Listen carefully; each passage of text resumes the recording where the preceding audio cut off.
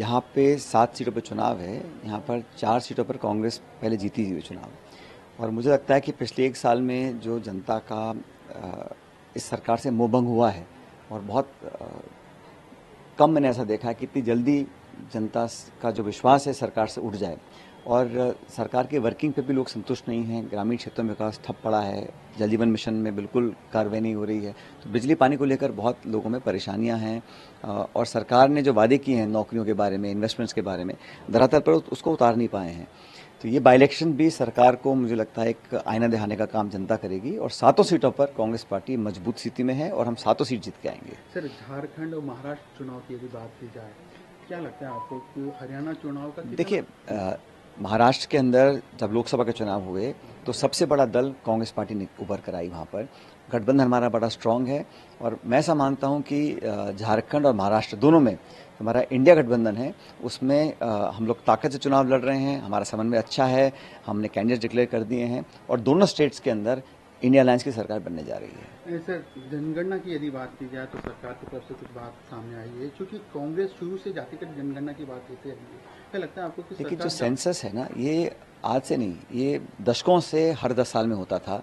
Covid का बहाना लेकर सरकार ने इसमें बहुत डिले किया है और कहीं ना कहीं सरकार की प्रवृत्ति रही है कि आंकड़ों को छुपाया जाए।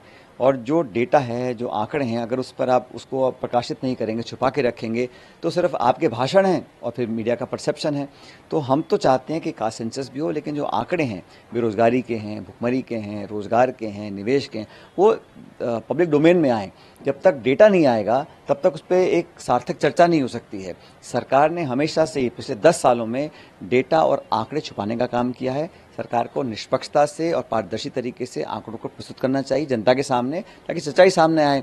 आज जो खाई बढ़ गई अमीर गरीब की, उसके आंकड़े देखने चौंकाने वाले आंकड़े हैं, लेकिन सरकार उन आंकड़ों को दबा के रखती है। अभी भी जो बात कह रहे हैं, हम तो हमेशा समर्थन करते आए हैं कि सेंसस भी हो, कास्ट सेंसस भी हो, ताकि जो प्रभावित लोग हैं उनका कितना प्रतिशत है, कितनों को लाभ पहुंचा, कितनों को नहीं पहुंचा, उस सब पर एक निष्पक्ष तरीके से जनता के सामने वास्तविकता को हम प्रस्तुत कर सकें। सर, लास्ट सवाल, क्योंकि उपचुनाव है, तमाम जो चुनाव थे इंडिया गठबंधन में जो सीटें हुई थी वो शायद नहीं हमारा 7 सीटों पे कांग्रेस, हमारा गठबंधन नेशनल लेवल पर मजबूत था और आज भी मजबूत है। जैसे उत्तर प्रदेश में हम लोगों ने सपा का समर्थन किया है, कई राज्यों में हमारे को लोग समर्थन कर रहे हैं, तो हमारा एक नेशनल लेवल पर अच्छा गठबंधन है। और कोई कितना भी कोशिश कर ले, इंडिया गठबंधन कभी कमजोर नहीं होगा। राजस्थान में क्योंकि यहाँ विपक्ष में हैं और 7 सीटों पर हम चुनाव लड़ रहे हैं, और 7 सीटों पर कांग्रेस की स्थिति पहले से मजबूत थी, अब हम चुनाव जीत कर आएंगे।